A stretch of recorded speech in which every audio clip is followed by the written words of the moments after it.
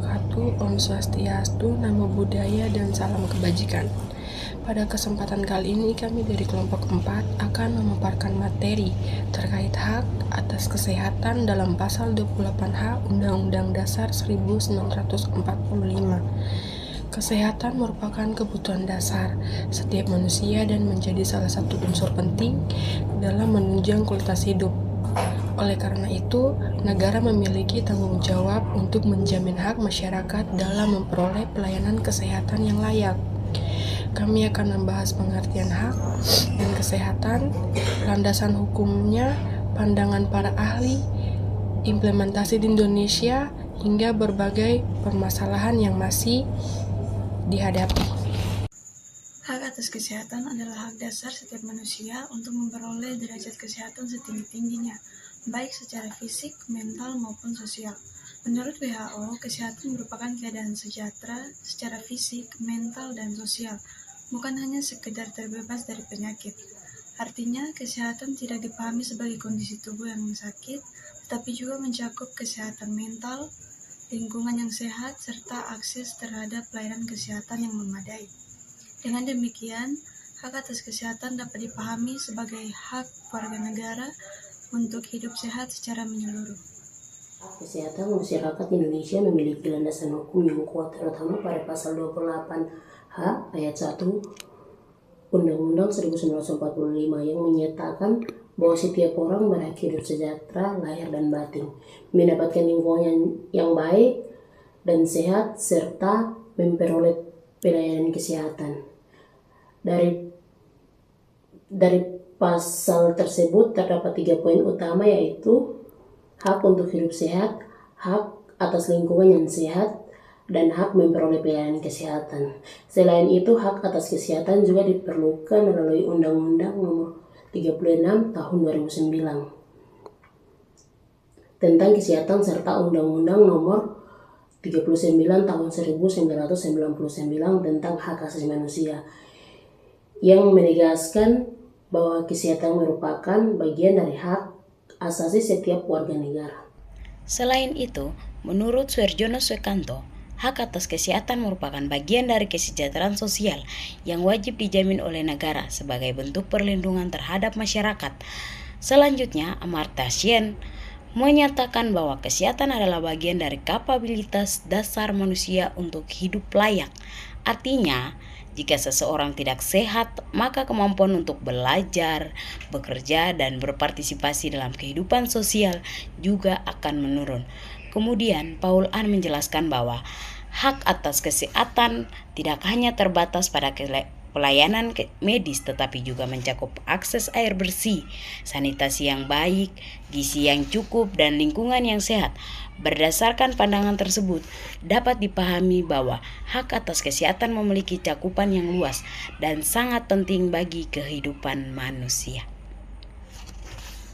Dalam standar hak asasi manusia internasional, hak atas kesehatan memiliki 4 unsur. Yang pertama adalah availability, yaitu ketersediaan fasilitas kesehatan seperti rumah sakit, puskesmas, obat-obatan, serta tenaga kesehatan. Yang kedua adalah accessibility, yaitu kemudahan akses bagi masyarakat terhadap layanan kesehatan, baik dari segi jarak, biaya, maupun informasi. Yang ketiga adalah acceptability, yaitu pelayanan kesehatan harus sesuai etika, menghormati budaya masyarakat, dan tidak diskriminatif. Dan yang keempat adalah quality, yaitu kualitas pelayanan kesehatan harus baik, didukung tenaga medis yang kompeten, sarana yang memadai, dan pelayanan yang profesional.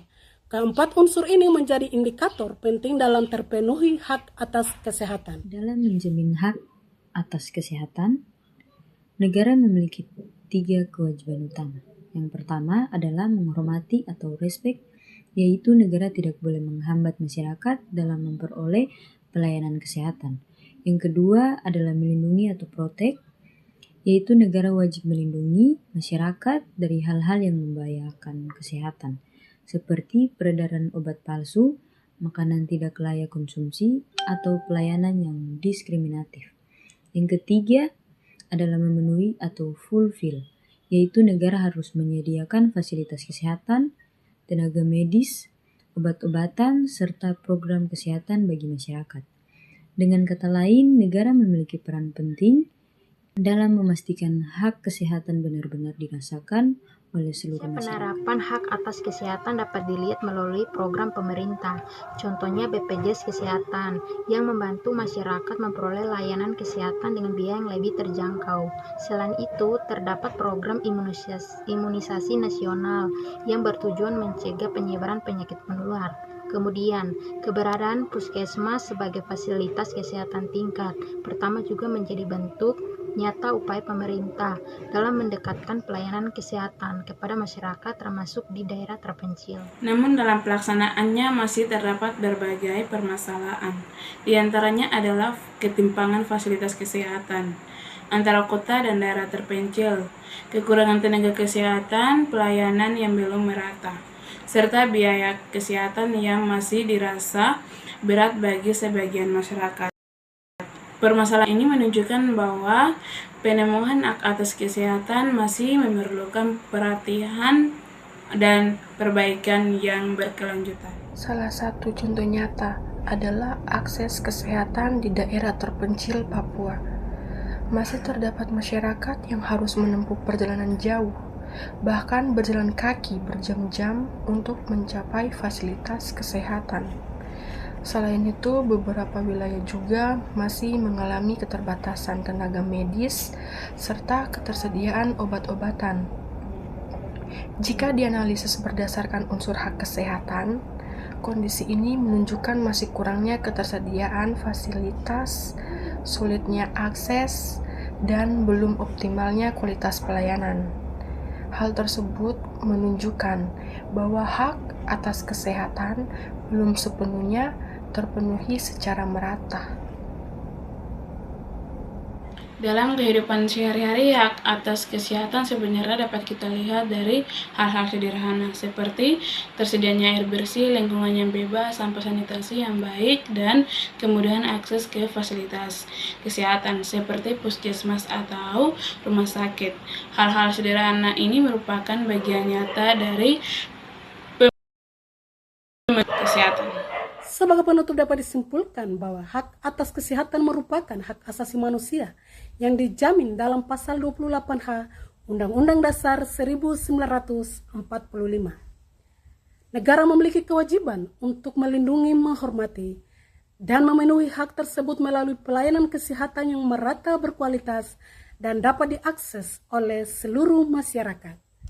Namun masih terdapat berbagai tantangan dalam pemerataannya, terutama di daerah terpencil.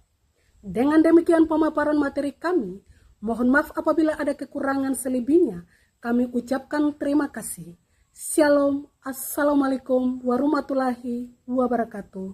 Om Santi Santi Santi, Om Namo Buddhaya. Salam kebajikan.